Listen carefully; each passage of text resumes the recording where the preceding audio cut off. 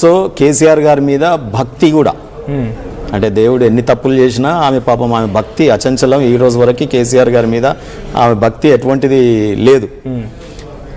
ఆ భక్తులకే కష్టాలు పెట్టినా ఆమె ఓడ్చుకుంటూ తిరుగుతూ ఉంది. అందుకే ఆమె అంటే అభిమానం. కానీ ఆ రోజుల్లో ఆమెను ఒక ఆత్మసాక్షిగా ఈరోజు యాదాద్రి లక్ష్మీనరసింహస్వామి గుడి కేసీఆర్ గారే నిర్మించారు.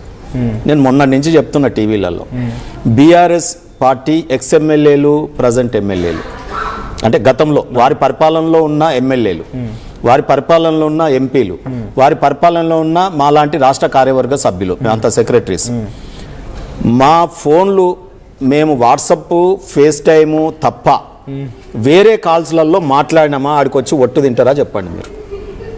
ఇది నా సవాల్. 2 బస్సులు కడతా నేనే నా డబ్బులతోనే. ఈ ఎమ్మెల్యే అందరికి కడతారా? అందరికి కడతా. శ్రీనివాస్ గారు బీజేపీ నేత చాలా సంచలనమైనటువంటి ఒక స్టేట్మెంట్ పాస్ చేశారు, సవాల్ చేశారు.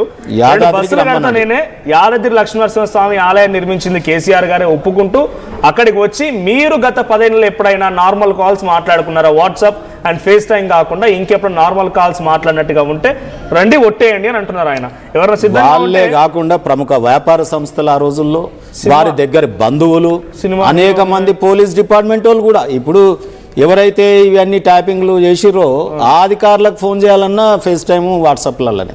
ఓకే, అంత అభద్రతా భావం, నిరంకుశమైన పరిపాలన.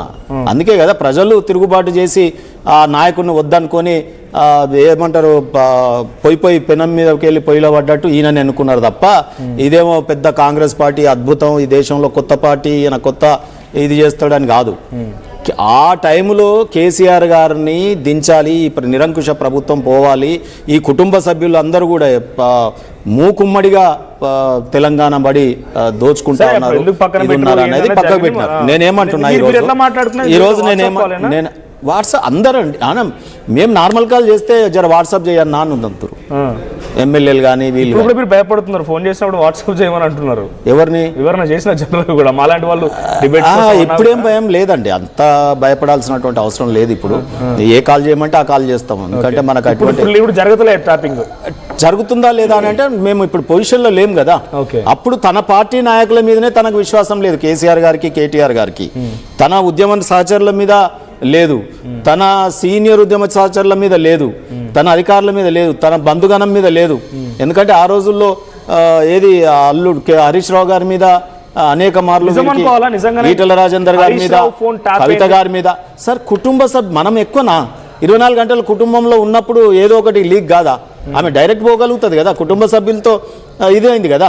హరీష్ రావు గారి విషయం వచ్చినప్పుడైతే ఈ కుటుంబ సభ్యులు అందరూ ఉండుంటారు కదా, సో మాట్లాడుకున్నారు. నేనేమంటున్నా, వాళ్ళు మీకు ఒక విచిత్రం చెప్తా. కేసీఆర్ కుటుంబంలోని సభ్యులందరూ ఎంపీలు ఎమ్మెల్యేలు ఎవరైతే లీడర్లు అయ్యారో అందరూ ఒకరినొకరు విక్టిము, ఒకరినొకరు సాక్ష్యము, ఒకరినొకరు చేసినటువంటి క్రిమినల్ కాన్స్పిరసీలో అక్యూజ్డ్.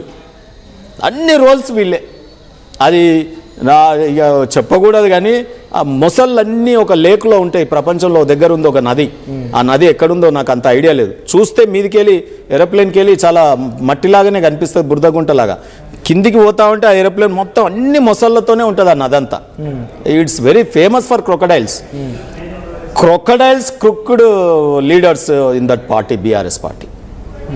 ఏది అడ్మిన్లో నేను హై పవర్లో ఉన్నటువంటి వాళ్ళు ఒక్కరు కాదు.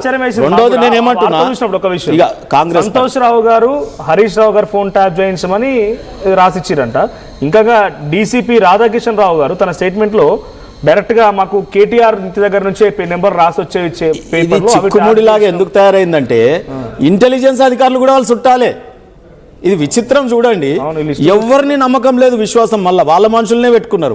ఇప్పుడు వాళ్ళకి ఒకరికి హరీష్ రావు గారికి బంధుత్వం ఉంటుంది, ఒకరికి కేటీఆర్ గారికి ఉంటుంది, ఒకరికి కవిత గారికి ఉంటుంది.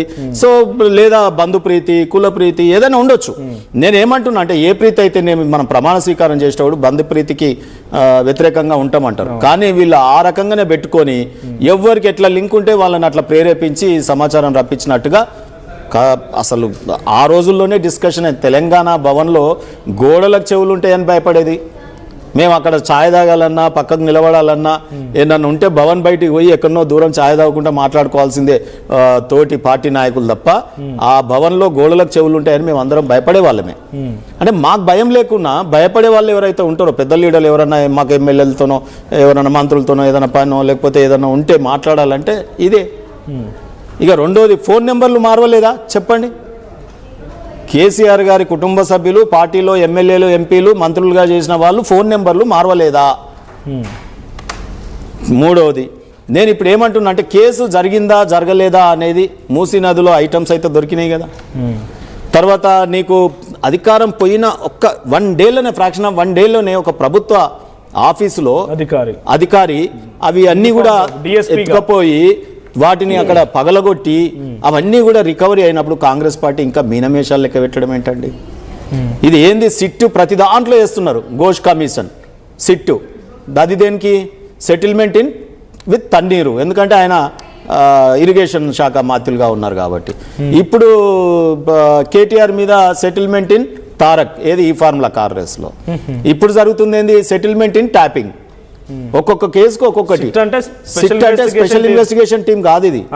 స్పెషల్లీ ఇది అంతా కూడా సెటిల్మెంట్ ఇన్ ట్యాపింగ్ అన్నట్టు నేను భావిస్తున్నా. లేదా స్లో